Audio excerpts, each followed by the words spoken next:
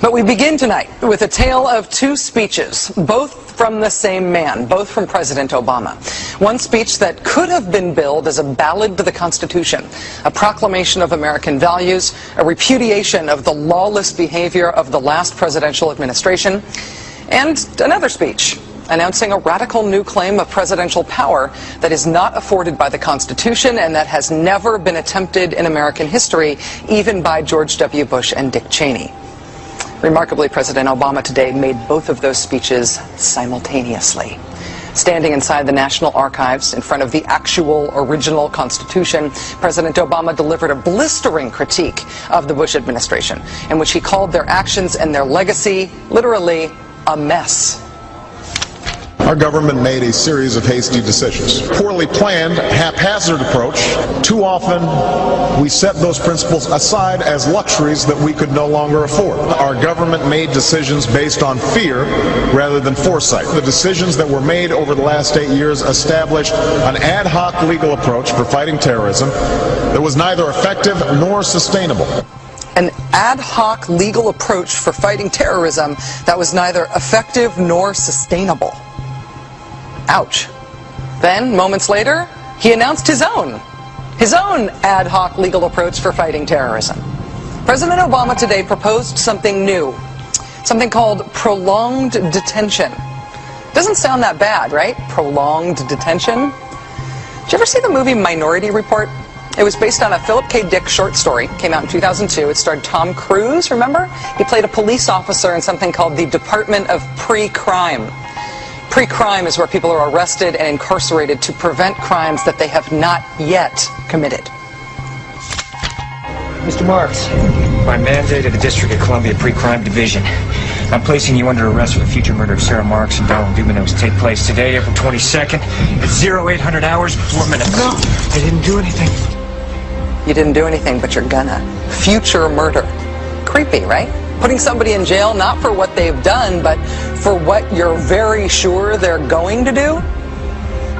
There may be a number of people who cannot be prosecuted for past crimes. In some cases because evidence may be tainted, but who nonetheless pose a threat to the security of the United States.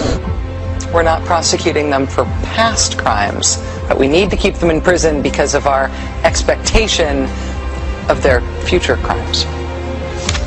Al-Qaeda terrorists and their affiliates are at war with the United States, and those that we capture, like other prisoners of war, must be prevented from attacking us again. Prevented. We will incarcerate people preventively. Preventive incarceration. Indefinite detention without trial. That's what this is. That's what President Obama proposed today, if you strip away the euphemisms. One civil liberties advocate told the New York Times today, quote, "We've known this was on the horizon for many years, but we were able to hold it off with George Bush. The idea that we might find ourselves fighting with the Obama administration over these powers is really stunning."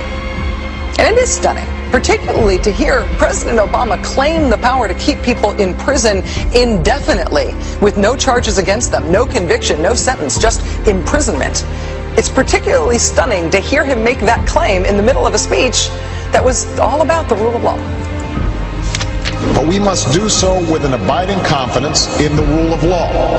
Our government was defending positions that undermine the rule of law to ensure that they are in line with the rule of law. How can a president speak the kind of poetry that President Obama does about the rule of law and call for the power to indefinitely, preventively imprison people because they might commit crimes in the future? How can those two things coexist in the same man, even in the same speech? Well, that brings us to the self-consciously awkward, embarrassing part of this speech today. After condemning the Bush administration for what he called their ad hoc legal strategy, for trying to make things seem legal that patently weren't, this is what President Obama proposed. My administration has begun to reshape the standards that apply to ensure that they are in line with the rule of law.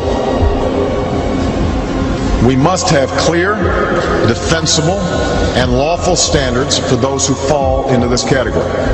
We must have a thorough process of periodic review so that any prolonged detention is carefully evaluated and justified.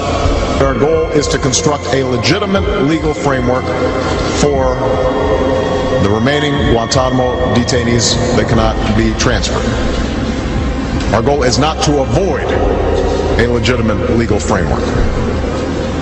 In our constitutional system, prolonged detention should not be the decision of any one man. If and when we determine that the United States must hold individuals to keep them from carrying out an act of war, we will do so within a system that involves judicial and congressional oversight. And so going forward, my administration will work with Congress to develop an appropriate legal regime so that our efforts are consistent with our values and our Constitution. You'll construct a legal regime to make indefinite detention legal.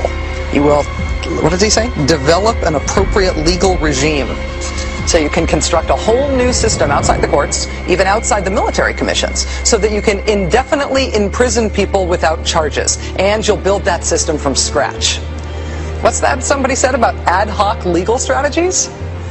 Just for context here, in the United Kingdom, where there isn't even a Bill of Rights, there's been a major debate about whether people can be held in preventive detention. Former British Prime Minister Tony Blair wanted 3 months to be the outer limit for how long anyone could be held.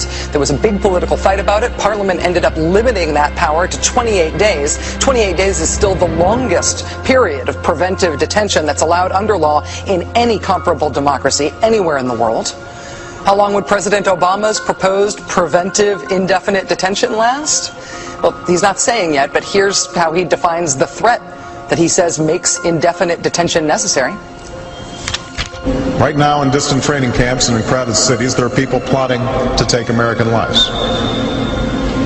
That will be the case a year from now, 5 years from now, and in all probability 10 years from now. 10 years from now.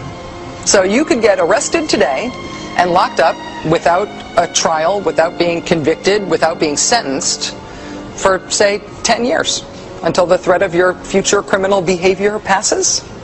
Prolonged detention, he's calling it.